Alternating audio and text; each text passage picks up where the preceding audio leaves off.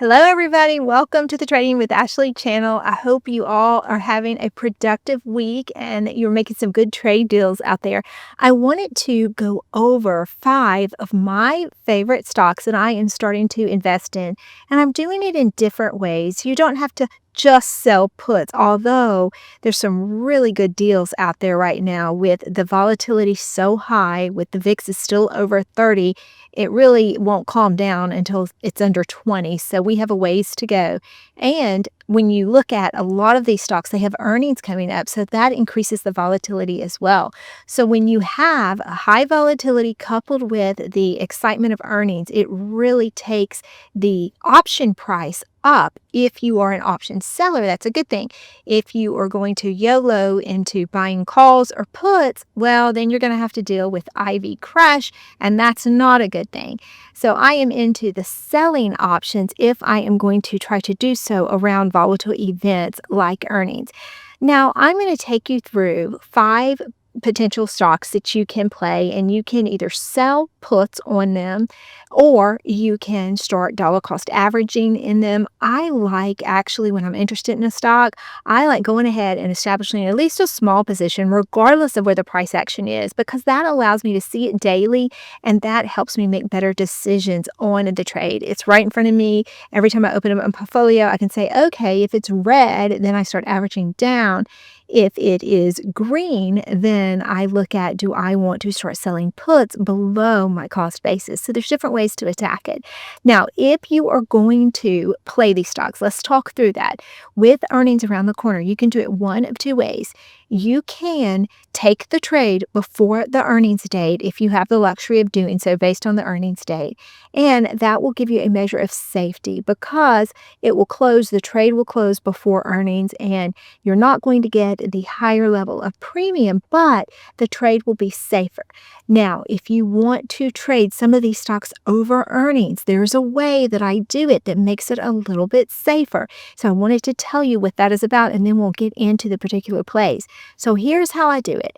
If I have an earnings event, let's say that I have an earnings coming up in the next couple of weeks on one of these stocks, I might trade over earnings, but I push the trade out much further, usually at least 3 months post earnings. By that time, we're getting ready for the next earnings.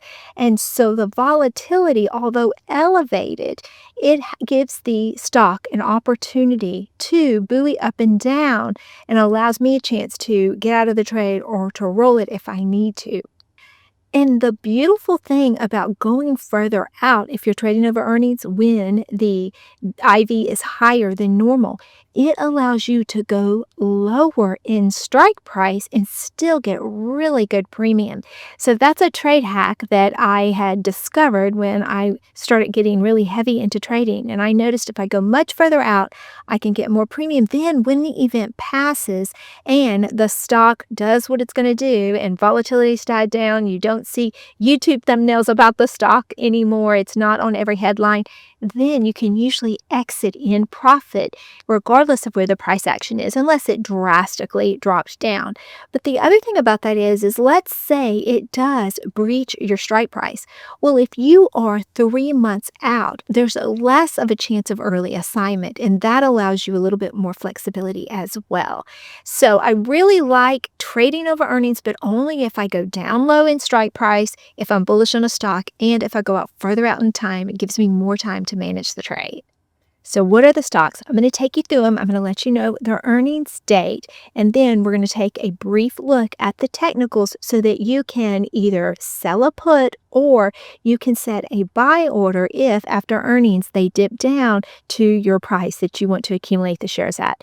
When you're looking at buying a stock or selling a put at a stock, I always like to tell my students, are you getting a fair price? You may not get the bottom price, but are you getting a fair price? And if that answer is yes, then on quality companies like I'm about to go through, a year from now, you should be sitting pretty even if you didn't catch the bottom. The first one I'm going to go over with you is Berkshire Hathaway. Now, there's different ticker symbols for this one, but I like going with BRKB as it's more reasonably priced. And if you look at the 5-year movement, it consistently moves up. Now, this is Warren Buffett's empire, and everyone has respected the fact that he moved to cash before we saw this big pullback in the stock market. So I like having the diversity of this fund in my account as it provides a pillar, especially since I'm very heavy in the NASDAQ stocks. So this offers a little bit something different. And if you look at the price target, it is saying that the high is 557, average price target is 502, but that's just because he's so heavy in cash. But right now, cash is king, so I do like having this. It does have a place in my portfolio. Now, they do have earnings coming up, but this is one that I actually have on an automatic buy, and it buys it every week regardless of the price, and it's a pillar in my portfolio. Tesla is another pick of mine. Now, I know it's very controversial with everything going on, but no one can deny the premiums that this stock produces. But you must be safe when you're trading it. So they have earnings coming up on the 22nd, I believe. It looks like, yes, April 22nd. So you don't need to trade around earnings for Tesla because it provides enough volatility without earnings. So really all you can do on something like this is to look at the technicals, and it has flattened out a bit. You can see the 200-day moving average is starting to level at looks like it's at 291. And if you're going to trade Tesla, I would personally wait till after the earnings, and then if it dips down, take a look at the bottom of the band for consideration. And then when you have a stock that's this volatile, you want to start to look at candle touches to look at levels of support. And it looks like right here around 220, it has a cluster of candles. That might be an area. And then if you want to look down a little bit further, then you would pull down to the next grouping, which would be closer to around maybe that 195 area. Even though they've had a mixed bag of earnings, you do see that analysts are giving it a price target of about 314 as the average, 515 higher. And so this is considering some of the things that we do have on the horizon with the robotaxi and the robots, and especially if they start using robots to fill the factories that will now be coming to the United States. That would be something to consider as well. Now let's look at Netflix. This is another pick of mine, and I really like Netflix because what they offer has nothing to do with tariffs, and that is something that's very nice. I don't have to worry about it tanking due to tariff news. But if the market pulls down, Netflix will as well. And of course, as I'm recording this, Netflix is running. It's still a good value under $1,000 for what they have planned. But in my perspective, this is one that you start dollar cost averaging into. You could sell puts, but at a high price tag of $9.83, it's very expensive. Now, their earnings are actually coming up in a few days. So that's why I am starting to establish my position now. And if they pull back after earnings, then I will add to this position. If they forge ahead after earnings on any pullbacks, I will be adding. So I'm going to add to my position in either situation, but it determines how much I add on if we pull back or if we forge ahead. Now, their revenue is projected to go from $40 billion to $80 billion in 2030, and their market cap is estimated to go from $500 billion to $1 trillion in that same time frame. So that's what makes this such an exciting play. Now, if you were to acquire shares now, more than likely there will be a split somewhere on the horizon, and that would allow you to have more shares of Netflix. And so who knows what kind of split they would do. Maybe a 10-for-1 might be something to consider, but you can actually expand your position. That's what happened to me when I invested in NVIDIA. They went through a stock split, so I ended up with a lot more shares than I had initially purchased because of the split, and that was great for selling covered calls. Now, they already have great revenue streams and they bring good money to the bottom line. When they cracked down on the password sharing, it really helped them be able to get more subscribers to say, I have to have my Netflix. And so they continued to open up new accounts, and that is helping them. Now, there's a lot of room for their advertising revenue to grow. So that's really what most people are banking on. Most analysts that study this stock, you will start to see that advertising revenue will be a key driver for the number one streaming company in the world. and look at those average price targets at 1,000, and then the high is closer to 1,500. And if they do hit those projections or get anywhere near close to that as we move on, then that will happen sooner rather than later. Let's take a look at Palantir. This has arguably been my number one high conviction play that has made me hundreds of thousands of dollars. Very excited to see that we are flirting with 100 as we speak. Palantir continues to defy odds. Let's look at how it performed over this period of time where all the other big name stocks had dipped below their 200-day. Look at this. Palantir is not below its 200-day. It never even touched it. And so for those of you that have been waiting to get into Palantir and you've been wanting it to get down to its 200-day moving average, I don't know if that opportunity is going to present itself again. And so if you feel like you've been left behind with this stock, today's not the day to buy it because we're at the top of the Bollinger Band. We should expect a retreat at some point, but when it pulls back, you might want to consider starting to sell puts or maybe sell puts and start dollar cost averaging into this stock. Let's take a look at what the premiums would be if we decided to shoot for the middle of the band. Maybe we go for like 85. And like I said, it is riding high today, so the premiums you're going to see will actually be even more as it pulls back. They do have earnings coming up on May the 5th, so keep that in mind. If you want to sell puts on this stock, you could go further out in time to avoid that kind of a dramatic pull down. And if it does pull down, then that might be a time to go in a little bit heavier and start to establish your position. If you're going to trade over earnings, consider July because that allows for all of the craziness to die down. And if it does pull back, it will allow it to bounce a little bit more. But if you go out to July, on a day like today when we are flying high, it's already showing significant premium. Look, you could do a sell put at the $85 level and receive $820.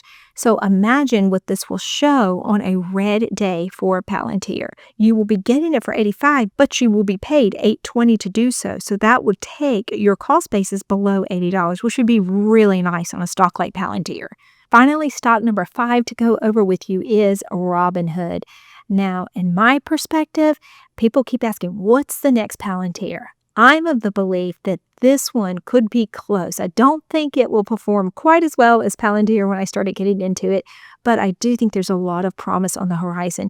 They continue to diversify, and the fact that they're getting into banking and they have futures now, they're into the betting markets, and they've had crypto for a while. They're really on the cutting edge, and I think the opportunity is here. Now, they have earnings coming up on April the 30th, and so there's a variety of plays that you could do with this one to get in. I still think that we're very fortunate to be getting it under $50, but if it pulls back after earnings for any reason, I am going to go in heavier. Let's take a look at the analysis tab. This is what impresses me so much about Robinhood. Look at their last quarterly earnings and how much money they bring to the bottom line from the revenue that they generate.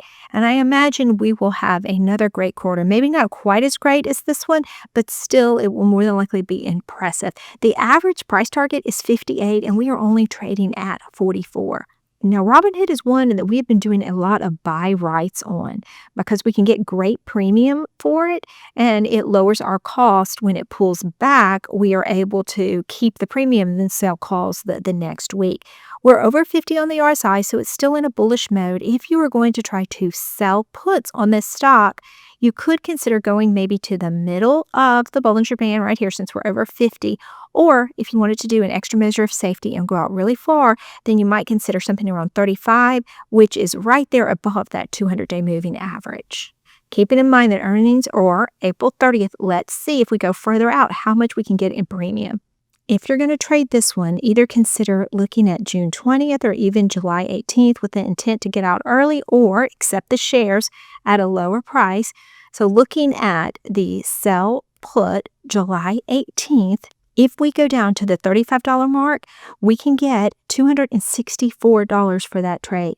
And that's a really good opportunity for us. If we were able to pick this stock up at $35 and get paid $264, that would be pretty exciting.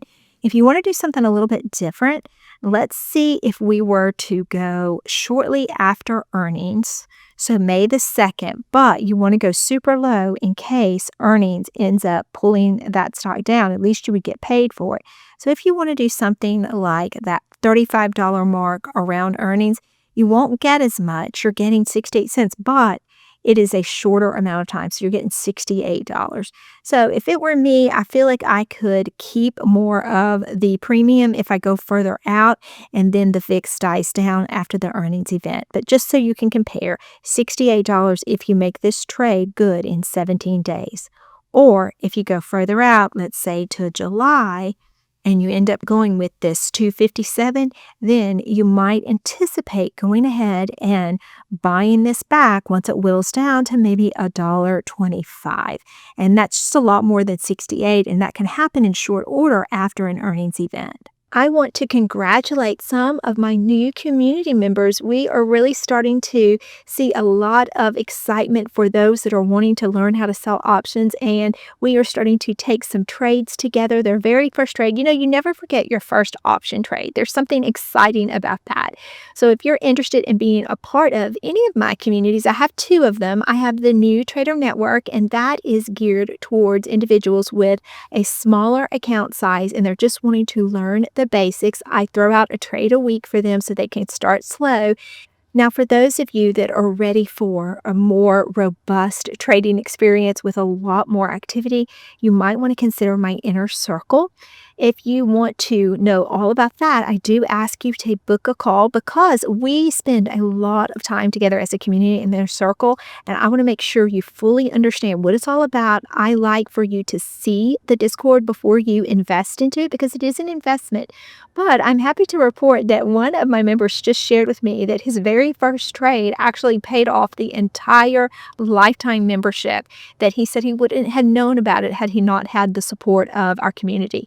So if you are serious about trading and you want to ever consider retiring in trading, you really want to be a part of a community. If not mine, just be a part of a community so that you can learn and you can figure out how to do this without making costly mistakes. Remember, if you're with me, trading with Ashley, there is no trader left behind. Now we are starting to get into what I call covered call season. A lot of our favorite stocks that we have had for a while, they are starting to show signs of life, and you are going to want to start to consider selling covered calls. But there's a little bit of an art to selling a covered call if you want to maximize the opportunity. So I'm going to leave a video for you that's going to take you through exactly what to look for if you have a stock and you are wanting to sell covered calls against it. You can find that video right here.